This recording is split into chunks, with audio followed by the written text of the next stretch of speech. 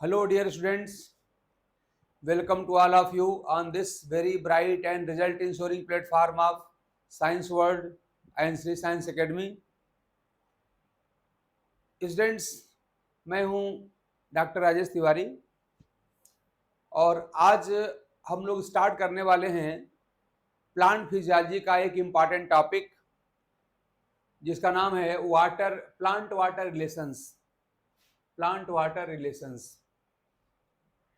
आप जानते हैं कि ये टॉपिक बहुत ही पायोनियर है, बहुत ही इम्पॉर्टेंट टॉपिक है जो थोड़ा सा मैथमेटिकल टच लिए हुए है। असल में टॉपिक जो है अप्लाई तो होता है प्लांट फिजियोलॉजी में, लेकिन प्योरली इसके जो कॉन्सेप्ट हैं वो सब फिजिकल केमिस्ट्री के हैं। तो पूरे फिजिकल केमिस्ट्री का कॉन्सेप्ट आप यहाँ पे प्लांट के अंदर या प्लांट फिजियोलॉजी में आप लगाते हैं। तो थोड़ा देखते हैं कि आखिर में प्लांट वाटर रिलेशनशिप होता क्या चीज़ है, किस लिए इसको हम पढ़ते हैं या क्यों प्लांट के लिए जरूरी है। तो देखिए, हम सब लोग जानते हैं, देखिए इसमें हम सारी बात कर रहे हैं किसी लैंड प्लांट की। पूरे फिजियोलॉजी हम लैंड प्लांट की ही बात यहाँ पे करेंगे और जहाँ पे कोई एक्सेप्शन आएगा वहाँ पर बात हम बदलेंगे, अपनी देखा जाएगा उसके हिसाब से। तो मान ली कहा जाए कि यहाँ पर आपका एक प्लांट है, तो अगर ये प्लांट है, मान लीजिए ये प्लांट है, मान लीजिए इसकी लीफ है इस तरह से,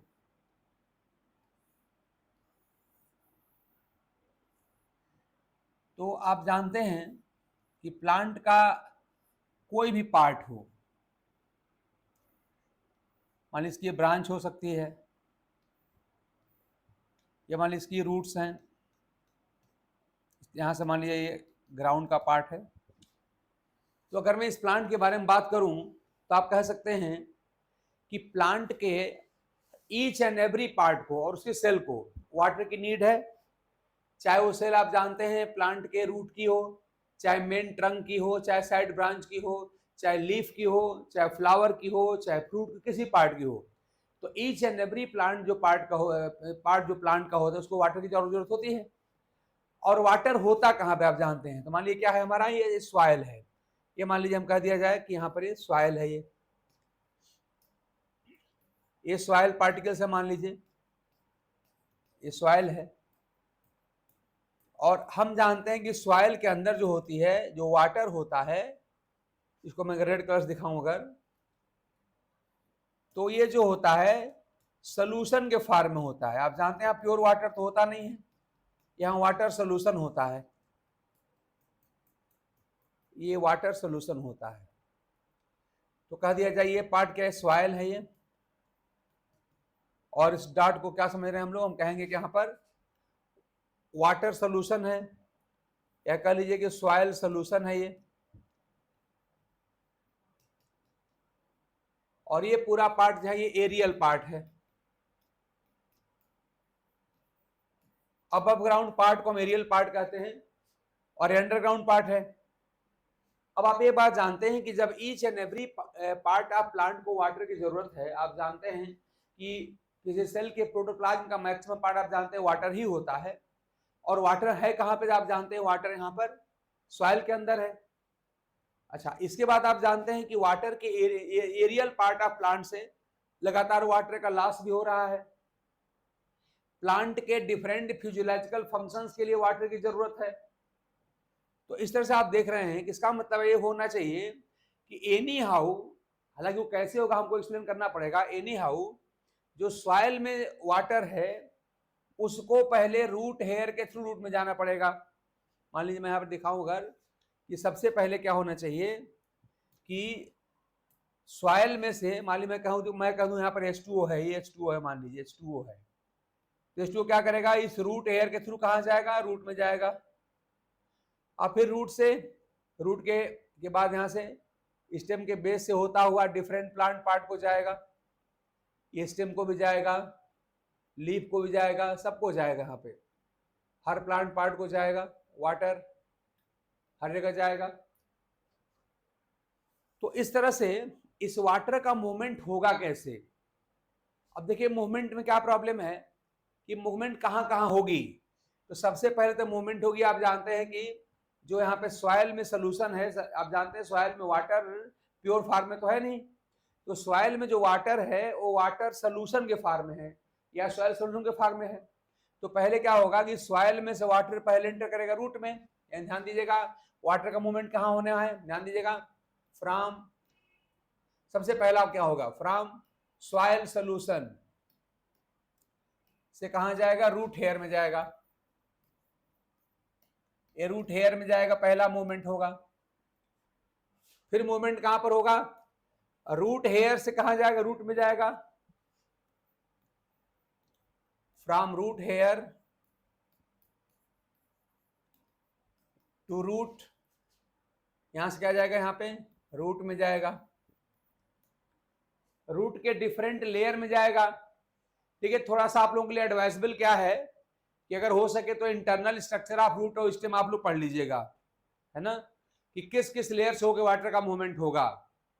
तो आप पढ़े ही होंगे, पहले एपिडर्मिस होती है रूट की, उसके बाद से जानते हैं रूट में हाइपोडर्मिस होती नहीं है, एपिडर्मिस होती है, उसके बाद से जनरल कार्टेक्स होता है, फिर एंडोडर्मिस होती है, उसके बाद से उसके अंदर होती है पैसेज सेल, फिर वहाँ पेरिसाइकिल होती है, फिर यहाँ प्रोटोजाइलम होता है, फिर मेटाजाइलम होता है, फिर पिथ होती है, ये सब होता है, देख लीजिएगा आप लोग।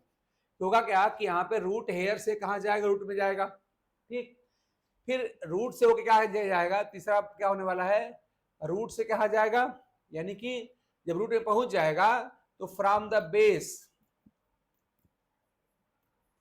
बेस ऑफ स्टेम से कहा जाएगा, वो जाएगा अपर एरियल पार्ट, ऊपर की ओर जाएगा, अपर एरियल पार्ट ऑफ प्लांट में जाएगा, पार्ट ऑफ प्लांट, और फिर वहां से क्या हो जाएगा, एरियल पार्ट से आप जानते हैं कि ट्रांसपायर होकर के वेपर के फॉर्म में पूरे एटमॉस्फेयर में फैलेगा। तो चौथा मूवमेंट यहां क्या होने वाला है, तो फोर्थ मूवमेंट ये होगा कि from aerial part, mainly leaf से, फ्रॉम एरियल पार्ट से कहां जाएगा, तो आप जानते हैं कि यहां पर प्रोसेस होगी किसकी, ट्रांसपिरेशन की, और ट्रांसपिरेशन के थ्रू, यानी यहां पर ट्रांसपायर्ड होगा वाटर, तो ट्रांसपिरेशन की यहां पर प्रोसेस होगी, और इसके बाद से वाटर कहां पहुंच जाएगा, ये पहुंच जाएगा एयर यानी एटमॉस्फेयर में पहुंच जाएगा।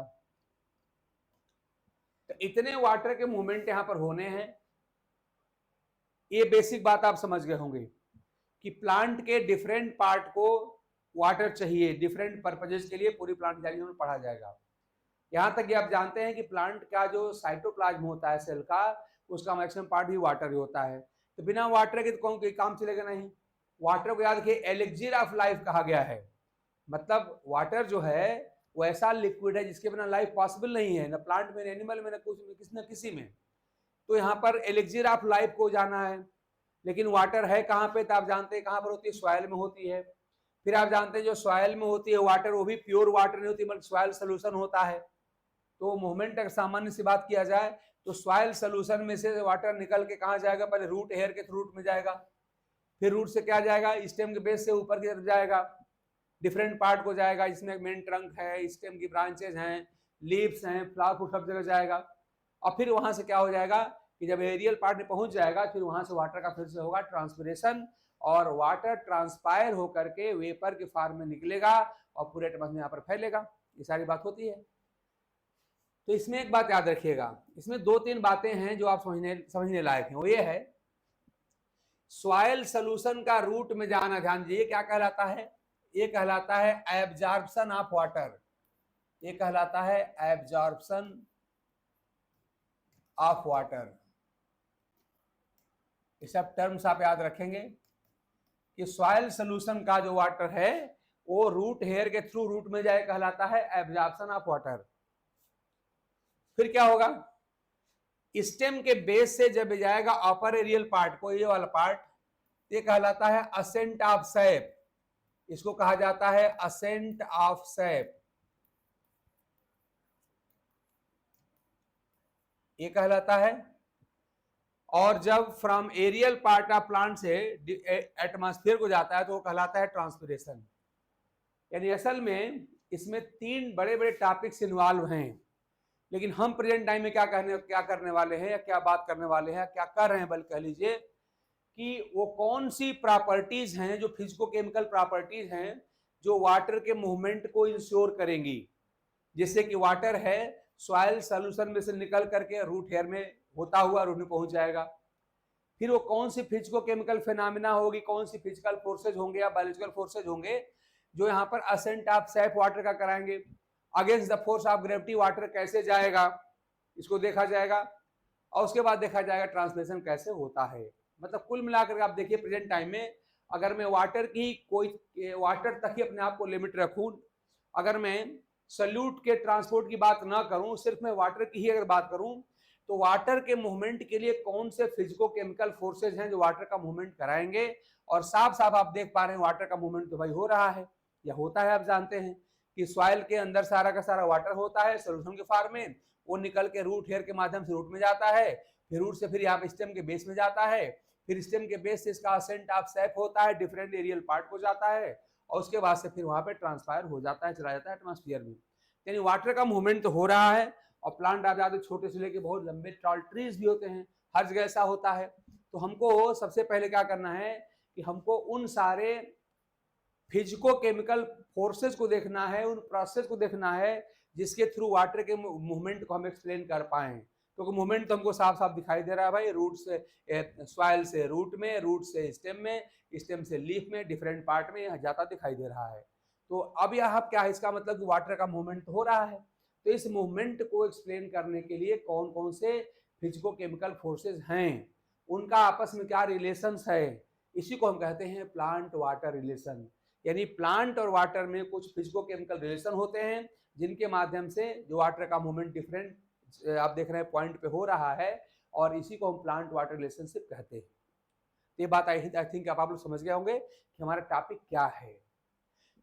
अब देखिए दो तीन बातें हम मेनली करेंगे, या तीन इंपॉर्टेंट फिजिको केमिकल फोर्सेज हैं जिनके माध्यम से वाटर का मूवमेंट होता है।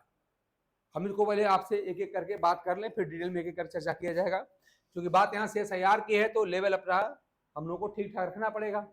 देखिए जरा सा, एक बात याद रखिए, एक होता है कंसंट्रेशन ग्रेडियंट, यानी कि जो फिजिको केमिकल फोर्सेज है, प्रोसेस हैं जो वाटर के मूवमेंट के लिए रिस्पॉन्सिबल होते हैं, उसमें से एक होता है कंसंट्रेशन ग्रेडियंट। यानी हम कहें अगर आपसे कि physico chemical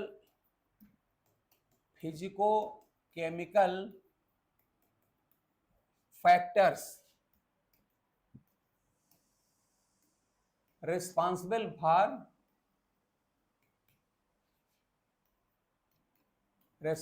for movement of water,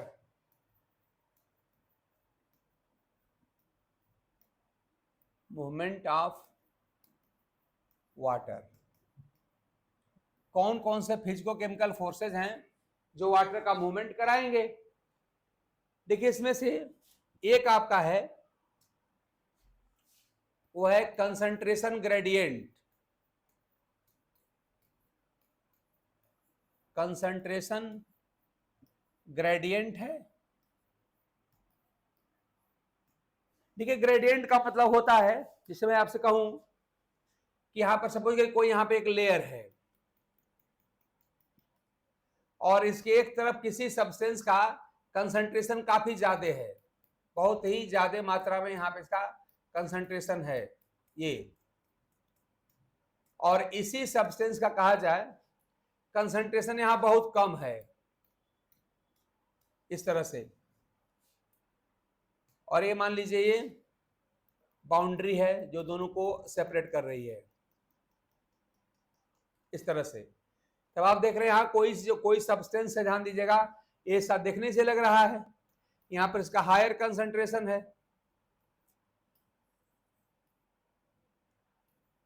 और यहां देख रहे हैं दूर दूर हमने बनाया है इसके मॉलिक्यूल, यानी यहाँ पे लोअर कंसंट्रेशन है, ये लोअर कंसंट्रेशन है। तो अगर किसी भी बाउंड्री या किसी भी सरफेस के एक तरफ किसी भी सब्सटेंस का अगर कंसंट्रेशन हाई हो और अगली तरफ यहाँ पे लो हो, इसी को कहते हैं हम लोग कंसंट्रेशन ग्रेडियंट। ग्रेडियंट का मतलब होता है डिफरेंस। असल में ग्रेडियंट का जो मतलब होता है वो होता है डिफरेंस। अगर मैं यहां से ले लूं, अगर इसका मतलब होता है डिफरेंस।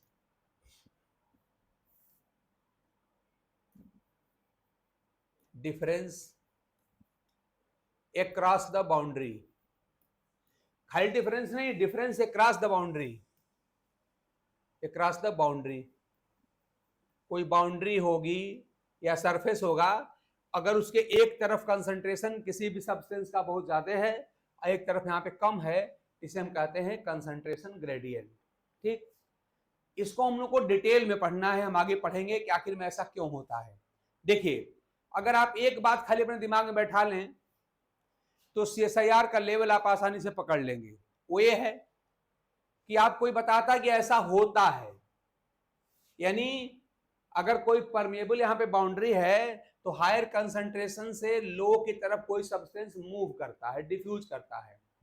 इसी में थोड़ा जोड़ दीजिए व्हाई इट इज सो, या which factor is bringing about this type of movement, ये कौन करवा रहा है, उसी में व्हाई जोड़ दीजिए।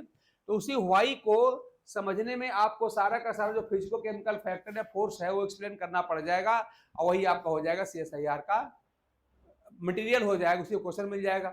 तो उस व्हाई का जवाब हम ढूंढेंगे और तब यहाँ पे हमको एनर्जी कॉन्सेप्ट यहाँ पे लगाना पड़ेगा। मतलब इसको डिटेल में हम डिस्कस करेंगे, लेकिन पहले हम खाली नाम गिना लें आपको कि कौन कौन से वो physico chemical forces and process हैं जो वाटर के मूवमेंट को इंश्योर करते हैं। उसमें पहला हमने कहा कंसंट्रेशन ग्रेडियंट, इसका डिटेल हम लोग डिस्कस करेंगे कि क्या चीज है, कैसे कैसे ऑपरेट करता है। ठीक, दूसरी बात जो हम लोग पढ़ेंगे, या कह लीजिए दूसरी बात जो इसके लिए रिस्पॉन्सिबल होती है वो ये होती है, वो होता है diffusion pressure deficit, DPD, diffusion pressure deficit, diffusion pressure deficit, deficit. तो इसको हम लोग शॉर्ट में DPD कहते हैं, बहुत इंपॉर्टेंट टर्म है क्वेश्चन के लिए, DPD। तो इसको देखना पड़ेगा कि भाई DPD क्या चीज होती है। पहले देखा जाए डिफ्यूजन क्या होता है, फिर डिफ्यूजन प्रेशर क्या होता है, फिर डेफिसिट में इसमें कमी क्या होती है, या DPD क्या होती है। इसका डिटेल हम लोग को देखना पड़ेगा कि डिफ्यूजन प्रेशर क्या चीज है। उसके पहले डिफ्यूजन देखेंगे, डिफ्यूजन के लिए कौन कौन से फैक्टर्स एंड फिनोमेना हैं जो इसको एक्सिलरेट करते हैं या रिटार्ड करते हैं, कौन इसको अफेक्ट करते हैं। फिर डिफ्यूजन प्रेशर क्या होता है देखा जाएगा, और उसके बाद देखा जाएगा डिफ्यूजन प्रेशर डेफिसिट, DPD देखा जाएगा, ये भी देखा जाएगा। इसमें जनरली आप क्या पढ़ते हैं, इसमें इसका रूल ये है कि लोअर DPD वाले सिस्टम से वाटर हायर DPD में जाता है। तो अगर ये सारी बात अगर हम समझ लेते हैं तो फाइनली हम क्या कह देंगे कि वाटर मॉलिक्यूल मूव करते हैं। हालांकि मैं खाली फैक्ट प्रेजेंट टाइम में बता रहा हूं, इसका डिटेल डिस्कशन और एक्सप्लेनेशन आपके साथ हम करेंगे, ठीक है ना। तो वाटर क्या कहा जाएगा, moves from area with lower DPD,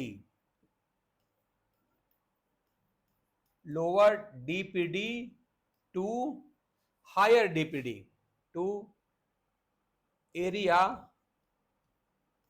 with higher DPD। ये बात आप याद रखिए। तो सारी बातें हम लोग पढ़ेंगे कि भाई डिफ्यूजन प्रेशर क्या होता है, डिफ्यूजन प्रेशर डेफिसिट क्या होती है, किन किन फैक्टर से ये अफेक्टेड होती है। अब फिर देखा जाएगा, तो हमने नेट आपको मैंने इसका रिजल्ट बता दिया कि हमेशा लोअर DPD का वाटर जो होता है हायर DPD में जाता है। तो इस सारी बात को, यानी दूसरा ऐसा इंपॉर्टेंट फिजिको केमिकल फैक्टर है जो वाटर के मूवमेंट के लिए रिस्पॉन्सिबल होता है। इसका डिटेल स्टडी हम लोग को करना चाहिए और हम लोग करेंगे भी, ठीक है ना। और तीसरी जो इंपॉर्टेंट चीज है याद रखिएगा, वो क्वेश्चन के लिए बहुत इंपॉर्टेंट है, और जितने भी हम फैक्टर पढ़ेंगे उन सारे फैक्टर्स में बहुत ज्यादा इंपॉर्टेंट है वो प्लांट के लिए। तो उसका नाम है वाटर पोटेंशियल। तो तीसरी जो रिस्पॉन्सिबल चीज है जो वाटर का मूवमेंट कराएगी और जिसको सबसे ज्यादा इंपॉर्टेंट भी माना जाता है, थ्योरी के रूप में भी इंपॉर्टेंट माना जाता है, और इसमें आपके क्वेश्चन भी आते हैं, यहाँ तक कि न्यूमेरिकल क्वेश्चन भी इन सब पे आते हैं। एक बात ध्यान दीजिएगा, ये जो वाटर रिलेशन वाला चैप्टर है ये पूरा का पूरा न्यूमेरिकल कॉन्सेप्ट है। मैंने कहा था कि फिजिकल केमिस्ट्री का कॉन्सेप्ट है, यहाँ पे अप्लाई होता है बायोलॉजिकल सिस्टम में, मैंने वहाँ पे काम करता है। तो थोड़ा सा हमको फिजिकल केमिस्ट्री का टच लेके यहाँ पर पढ़ना पड़ेगा, थोड़ा सा न्यूमेरिकल की बात भी हम लोग करनी पड़ेगी, थोड़ा मैथमेटिकल एस्पेक्ट भी डिस्कस करने पड़ेंगे, तभी हम लोग इस टॉपिक को ढंग से अपने CSIR के लेवल पे, या मान लीजिए कभी कभार PGT में भी अच्छे क्वेश्चन आ जाते हैं तो उसके लिए हम कह रहे हैं डिस्कस कर पाएंगे, ठीक है ना।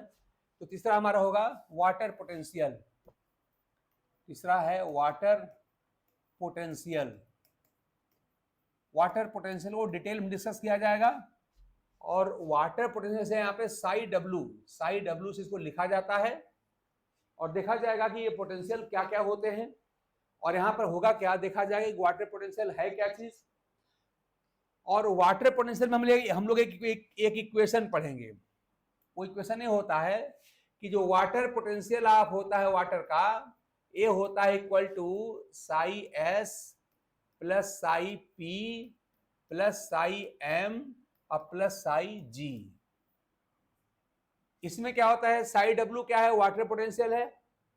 साई एस यहां पे होता है सल्यूट पोटेंशियल, साई पी होता है प्रेशर पोटेंशियल, साई एम होता है मैट्रिक पोटेंशियल और साई जी होता है gravitational potential.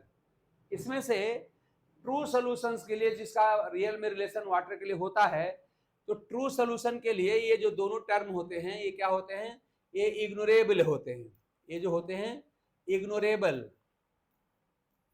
Ignorable for true solution.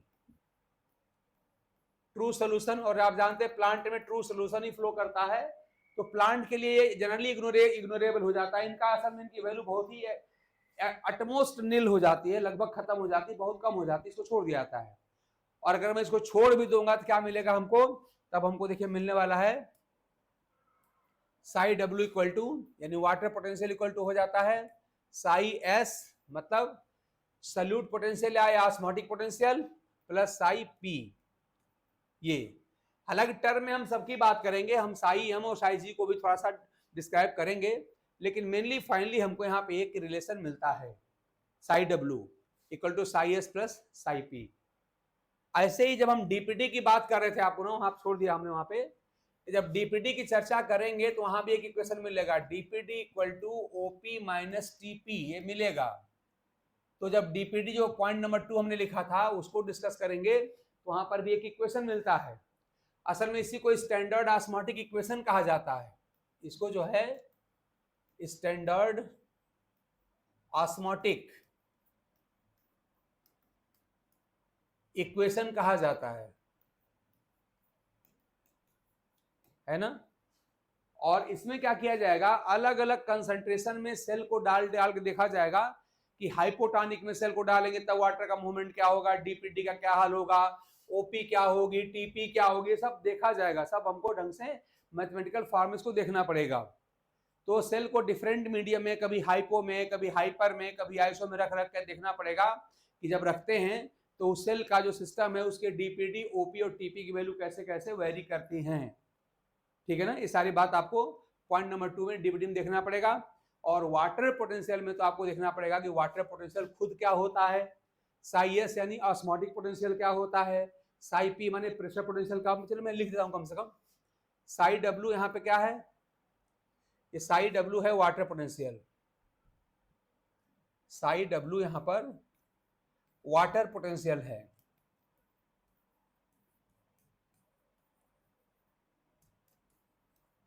ऐसे ही जो साई एस है ये सल्यूट पोटेंशियल है, सल्यूट पोटेंशियल, या इसको ऑस्मोटिक पोटेंशियल भी कहा जाता है, ऑस्मोटिक पोटेंशियल। ऐसे जो साई पी है इसको प्रेशर पोटेंशियल कहते हैं, प्रेशर पोटेंशियल। ऐसे जो साई एम है, साई एम को मैट्रिक पोटेंशियल कहते हैं। ये टर्म भी देखे जाएंगे सारे के सारे। साई एम यहां पर है मैट्रिक पोटेंशियल, ये मैट्रिक पोटेंशियल है। और जो आपका साई जी है, स्पेस नहीं, मैं यहीं पे लिख दे रहा हूं, यहीं ऊपर लिख दे रहा हूं यहां पे। साई जी जो है वो क्या है, यह है ग्रेविटेशनल पोटेंशियल,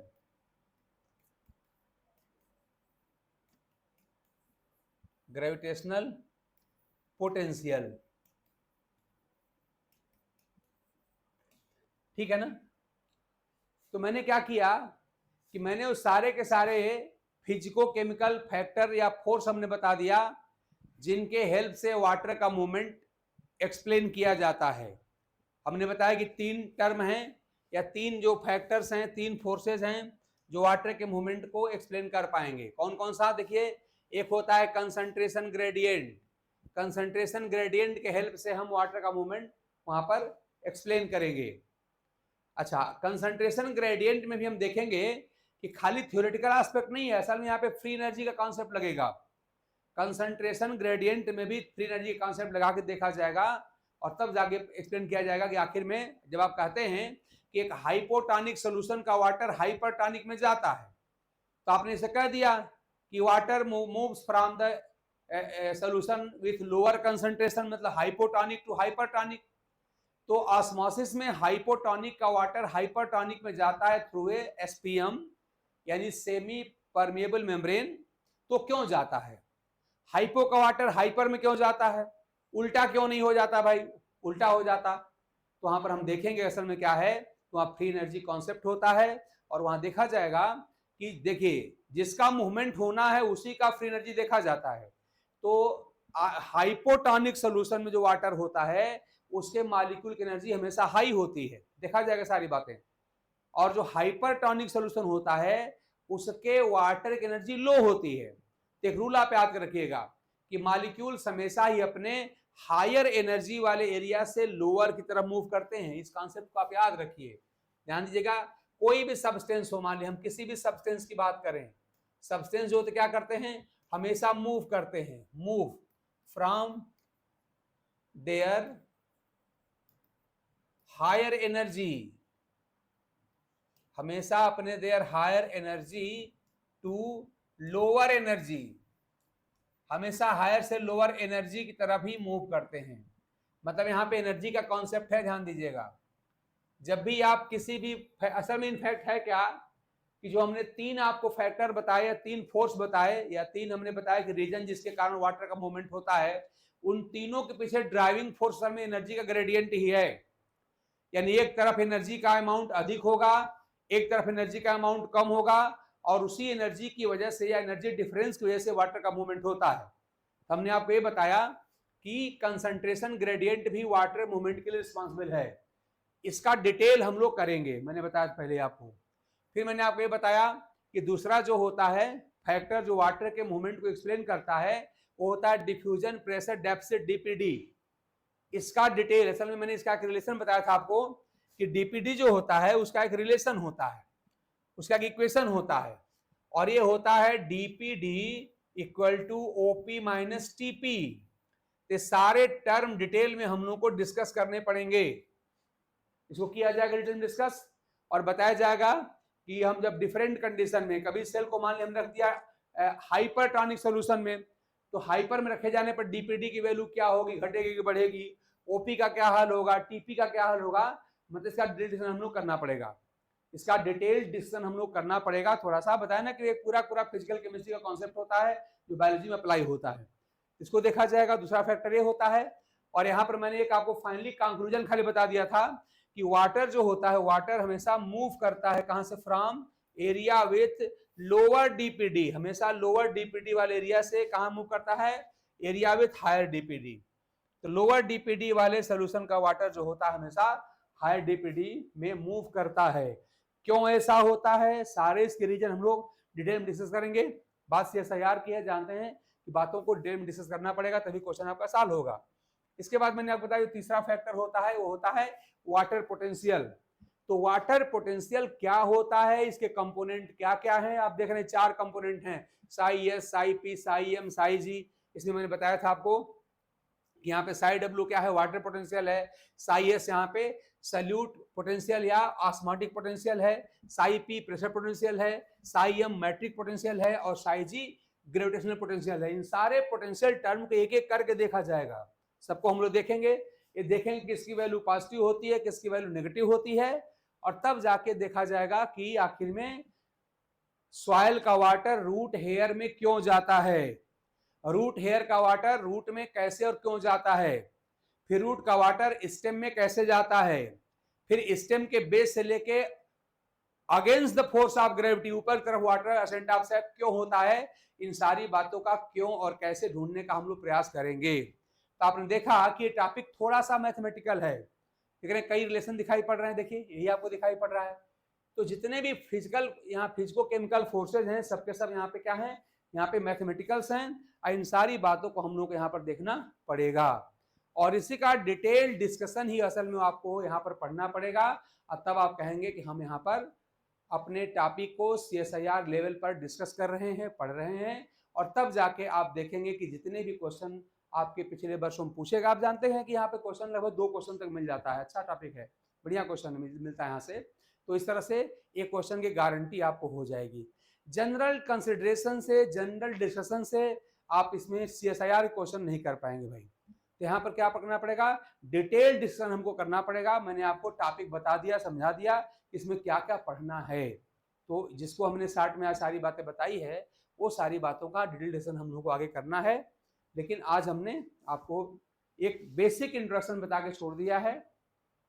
आप थोड़ा सा एक काम करेंगे कि इंटरनल स्ट्रक्चर ऑफ रूट और स्टेम को थोड़ा देख लीजिएगा, ताकि जब मूवमेंट ऑफ वाटर बताया जाए, कहा जाए कि देखिए यहाँ पे कंसंट्रेशन हाई है, यहाँ पे लो है, यहाँ हम वहाँ पे असल में लेयर बोलेंगे, लेयर का नाम बोलना पड़ेगा, कभी हाइपोडर्मिस, कभी एंडोडर्मिस, कभी पेरिसाइकिल, कभी प्रोटोजाइलम, कभी मेटाजाइलम।